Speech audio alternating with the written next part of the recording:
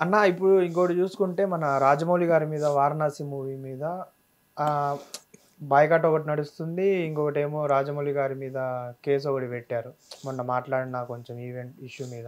దాన్ని ఎలా చూసుకోవచ్చు అన్న మనం? ఫస్ట్ వారణాసి మీద ఇప్పుడు నడిచే వివాదాలు ఏంటి? టైటిల్ వివాదం ఒకటి ఉంది, ఇంకొకటి ఏమో ఆయన హనుమంతుడి గురించి ఏదో అంటే వానరసేన వాళ్ళు మనోభావాలు తిన్నాయి. ఇంకా నెక్స్ట్ అసలు రాజమౌళి మాట్లాడడం కరెక్ట్ కాదా? రాజమౌళి ఏం మాట్లాడాడు? నాకు దేవుడి మీద నమ్మకం లేదు అన్నట్టుగా మాట్లాడారు. ఓకే, నీకు దేవుడి మీద నమ్మకం లేదు, అది నీ పర్సనల్. నేను ఎందుకు గొడవ పడాలి నీతో? నీకు దేవుడి మీద నమ్మకం లేదు కానీ దేవుడి పేరు మీద సినిమాలు తీస్తూ నువ్వు వ్యాపారం చేస్తున్నావు అనేది అభియోగం కదా. ఇప్పుడు చెప్తా విను, 1 సెకండ్. చాలా సింపుల్గా, నా వీధి, నాకు దేవుడు అంటే నమ్మకం లేదు. నా వీధిలో అటో గుడి ఉంది, ఇటో గుడి ఉంది. ఇక్కడ ఈ లైన్లో నాదే సొంత ఇల్లు, పెద్ద ఇల్లు, కింద నాకు 3 షట్టర్లు ఉన్నాయి. నేను ఆ గుడి ఈ గుడిని మైండ్లో పెట్టుకొని కింద కొబ్బరికాయలు పూజా సామాగ్రి అమ్ముకుంటే తప్ప రైటా? అది బిజినెస్, అది వ్యాపారం చేసుకునే వాడికి దేవుడి మీద నమ్మకం ఉంటేనే చేసుకోవాలని రూల్ ఏముంది? లేదు కదా. వాళ్ళ ఇష్టం, ఎవరిష్టం వాళ్ళది. దేవుడికి సంబంధం లేని బిజినెస్ చేసిన కిరాణా కొట్టు, ఈ కొట్టు ఆ కొట్టు, ఏ కొట్టు అయినా టీ కొట్టు అయినా వాడు దేవుడిని నమ్మి గ్లాసులో నిమ్మకాయ వేసుకుంటాడు. దేవుడికి సంబంధం లేని బిజినెస్లో దేవుడిని నమ్మినప్పుడు దేవుడికి సంబంధించిన బిజినెస్లో దేవుడిని నమ్మాలని నమ్మొద్దని రూల్ ఎక్కడన్నా ఉందా? దేవుడిని నమ్మితేనే పూజా సామాగ్రి అమ్మాలి, దేవుడిని నమ్మితేనే చిత్రపటాలు అమ్మాలి, దేవుడిని నమ్మితేనే కుంభమేళాలో మన అమ్మాయి పిలికల అమ్మాయి మోనాలిసా, అవును, ఆమె అవి రుద్రాక్షలు అమ్ముకోవాలి. రూల్ ఏమన్నా ఉందా? లేదు కదా. మరి అట్లా రూల్ ఏమన్నా ఉంటే చెప్పండి, అలాంటి బిల్ ఏమన్నా ప్రవేశపెట్టండి, దాన్ని ఆమోదించండి, ఇక మీదట ఎవరు చేయరు. అట్లా చేసుకునే వాళ్ళు దేవుడిని నమ్మని ఖచ్చితంగా బ్రాహ్మణులు నమ్ముతారు కాబట్టి అన్ని వాళ్ళే చేసుకుంటారు, మిగతా వాళ్ళు ఏం చేయరు. సరే, వాట్ ఎవర్, ఇది ఒక సపరేట్ సెగ్మెంట్, దీని గురించి ఎంత మాట్లాడినా ఒడవదు. ఇప్పుడు రాజమౌళి గారు ఏమన్నారు అనే దానికంటే ముందు ఒక చిన్న ఎగ్జాంపుల్ చెప్తా. చాలా ఇష్టమైన వస్తువు నీకు, అంటే ఒక వస్తువు, ఒక ఐఫోన్ అనుకో, చాలా కష్టపడి కొన్నావు. ఐఫోన్ నీ జీవితంలో ఎప్పుడు కొనలా, 17 వచ్చినా కూడా కొనవేమో అనుకున్నావు. కానీ నీకెందుకో నీ అదృష్టం బాగుండి మీ ఆఫీస్ ఎండిఓ ఎవరో వచ్చి నువ్వు చాలా బాగా పనిచేసావు, ఇదిగో తీసుకో, నీకు ఐఫోన్ గిఫ్ట్ ఇస్తే నీకు అది మనసు అంతకి దాని మీదే ఉంటుంది. చిన్నప్పటి కల చేతికి వచ్చింది. ట్రైన్లో వెళ్తూ ఇట్లా సెల్ఫీ తీసుకుంటే పడిపోయింది. ఎవరిని తిట్టుకుంటావు? ఖచ్చితంగా దేవుడినే తిట్టుకుంటారు. నీకు దేవుడు సంబంధం లేదు అసలు. అది దేవుడు వచ్చి నీ ఫోన్ ఇట్లా తీసి పడేలా. బట్ అంతే, దేవుడా ఎంత పని చేసావు దేవుడా అంతే నెత్తినోరు పడు. దేవుడా ఎందుకు వచ్చాడు అక్కడ? ఐఫోనా, ఎంత పని చేసావే ఐఫోనా అని అనరు. Nobody will do that. ఇష్టమైన వ్యక్తిని కోల్పోయినా దేవుడు వాడిని తీసుకెళ్ళిపోయాడంటావు. దేవుడు తీసుకెళ్ళిపోవడం ఏంటి వాడిని? లేదా దేవుడి దగ్గరికి వెళ్ళిపోయాడంటావు. దేవుడు కావాలని వచ్చేది వాడిని ఇలా పొడిచి చంపి తీసుకెళ్ళాడు కదా. No, people say like that. అంటే మనిషి ప్రాణం కోల్పోయినా, మనిషికి ఇష్టమైన వస్తువు కోల్పోయినా, ఏదైనా జాబ్ రాకపోయినా, పెళ్లి కాకపోయినా, 35 ఏళ్ళైనా కూతురికి పెళ్ళవట్ల, దేవుడు ఇంతే.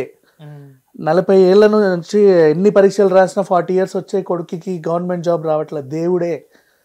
బైక్ యాక్సిడెంట్ అయినా దేవుడే, ఇష్టమైన వస్తువు ఏదైనా దేవుడే, అన్నిటికీ దేవుడేమా. చెడు జరిగితే దేవుడే, మంచి జరిగితే కూడా దేవుడే. మంచి జరిగినా దేవుడే.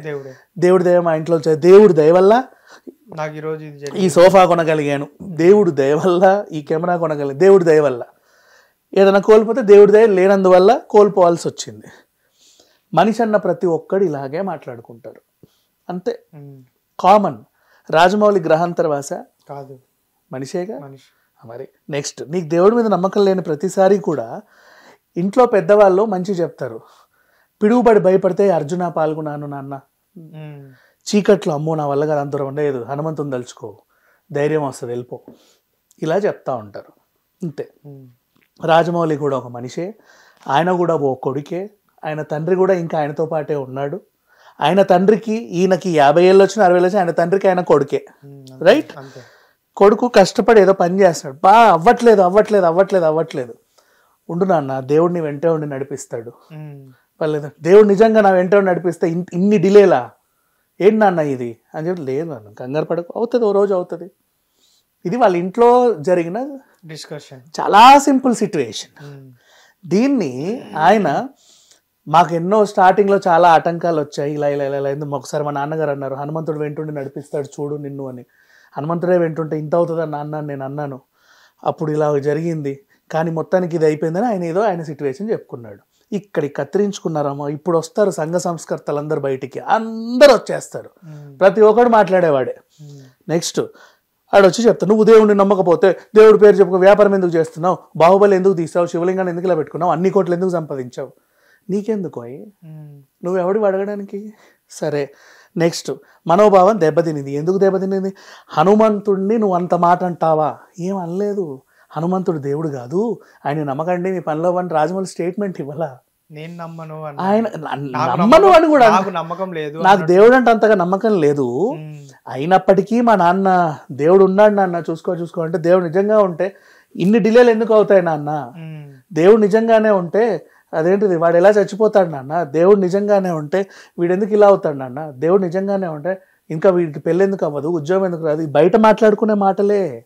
ఆయనకు చాలా సింపుల్గా అన్నాడు. ప్రతి మనిషి అనుకుంటాడు అలా అని వాళ్ళు దేవుడిని కించపరిచినట్టు కాదు, దేవుణ్ణి విపరీతంగా అభిమానించినట్టు కాదు, అదొక అలవాటు, ప్రతి మనిషికి అలవాటు. ఇంకా చెప్పాలంటే సింపుల్గా సింగిల్ డైలాగ్, మంచికో చెడుకో మన అల్లు అర్జున్ దేవుడా రాలా, కింద దేవుడా అంటావు, దగ్గరకు వచ్చింది దేవుడా అంటావు, అందులో మంచి ఉంది, అదంటే కోల్పోవడం ఉంది, పొందడము ఉంది, ఒకటే ఎమోషన్. మనిషి అనేవాడే యూజ్ చేసే నార్మల్ భాష ఇది. ఇప్పుడు సంఘ సంస్కర్తలతో పాటు మనోభావం దెబ్బతినే సంఘం వాళ్ళు వచ్చారనమాట. వీళ్ళకి ఏంటి, ఎప్పుడెప్పుడు మనోభావం ఎక్కడెక్కడ దెబ్బతింటుందో చూసుకోవాలి. నువ్వు హనుమంతుని అట్లన్నావు, ఇట్లన్నావు, అలా అన్నావు, ఇలా అన్నావు, మా మనోభావం దెబ్బతినేసింది. వెంటనే వెళ్ళి పోలీస్ స్టేషన్లలో కేసులు పెట్టి నువ్వు సమాధానం చెప్పాలి, క్షమాపణ చెప్పాలి, అది చేయాలి, ఇది చేయాలని వీళ్ళ డిమాండ్. ఎందుకు చెప్పాలి మీకు? మనోభావం దెబ్బతినడం అనేది నీ మానసిక సమస్య కదా, అంతే కదా. నీ మానసిక సమస్యకి నువ్వు ట్రీట్మెంట్ చేయించుకోవాలి, కానీ వీడు ఇంకెవరో వచ్చి నీకెందుకు అటెన్షన్ ఇవ్వాలి, నీకెందుకు సారీ చెప్పాలి, నిన్నెందుకు ఉద్ధరించాలి? నీ మనోభావంగా దెబ్బతినింది. ఎందుకు దెబ్బతిన్నావు? అదేదో చూస్తుంది, మనోభావం దెబ్బతిని చూడకు. అయినా సరే నీ మనోభావం దెబ్బతినింది. ఎలా దెబ్బతినింది, ఏ యాంగిల్లో దెబ్బతినింది, అది చూడడం వల్ల నీ ఎన్ని నరాలు చిట్లిపోయాయి, ఎంత ప్రభావితం చూపింది, ఒక సైకియాట్రిస్ట్ దగ్గరికి వెళ్ళి తీసుకురా డీటెయిల్స్ చూద్దాం అదంతా. ఓకే, సో ఇది ఏది, ఫోన్ చూసినందుకు చిట్లలేదు నరము, కాఫీ తాగినందుకు చిట్లలేదు, జబర్దస్త్ చూసినందుకు చిట్లలేదు, రాజమౌళిని చూడిన వెంటనే ఈ నరాలు మొత్తం పటపట తెగిపోయాయి. ఓహో ఓకే, ఇదేదో ఆలోచించాల్సిన విషయమని అప్పుడు పరిశీలిద్దాం దాన్ని. మనోభావం దెబ్బతినాలంటే ఫస్ట్ నువ్వు మనిషి అయి ఉండాలి. నేను మనిషిని అనే ఒక సర్టిఫికేట్ తీసుకురా, నీకు ఎవరిస్తారో చూస్తా నేను. ఎక్కడి నుంచి నేను మనిషిని అనే ఒక సర్టిఫికేట్ దే, నాకు ఓ మనసు ఉందని సర్టిఫికేట్ దే, ఆ మనసుకు మనోభావం ఉందని సర్టిఫికేట్ తీసుకురా. అది దెబ్బతింటే ఏ రేంజ్లో దెబ్బతినింది, ఏ యాంగిల్లో దెబ్బతినింది, దాని ఎఫెక్ట్ ఎంతవరకు ఉంది, సైంటిఫికల్లీ బ్రింగ్ ఇట్. మరి ఎందుకు మాట్లాడతారు ప్రతి ఒక్కడు? నోరుందనా, లేదా ఆయన పెద్ద సెలబ్రిటీ కాబట్టి అంత రేస్ చేస్తారు. అదే అంటున్నా, వాట్ ఎవర్, నోరుందనేగా, ప్రతి ఒక్కడు మాట్లాడగలిగే స్వభావం ఉందనేగా. అవసరం లేదు ఆయన ఏమీ అలా అని మీకు ఎవరికి సారీ చెప్పాల్సిన అవసరం లేదు, అటెన్షన్ ఇవ్వాల్సిన అవసరం అంతకంటే లేదు. మీ పనిలేవో మీరు చూసుకోండి, లేదు నా మనోభావం అంటగా దెబ్బ మీద దెబ్బ తీసుకొని కొట్టుకు చావండి, ఎవ్వరు కూడా అటెన్షన్ ఇవ్వరు. అంతే, బికాజ్ అక్కడ అసలు మ్యాటరే లేదమ్మా, ఏమి అనలా. Very simple situation. అంతే, ప్రతి ఇంట్లో ఇప్పుడు ఎవరి మనోభావాలు అయితే దెబ్బతిన్నాయో వాళ్ళకు కూడా సడన్గా కాలికి ఏదైనా దేవుడా అంటారు, అంతే అంటారు. దేవుడు లేడు, దేవుడు వల్ల ఇది అయ్యింది, అందరికీ ఇంత people normally use such words.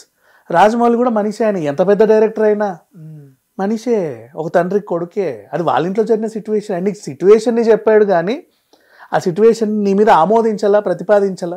ఇంకొకటి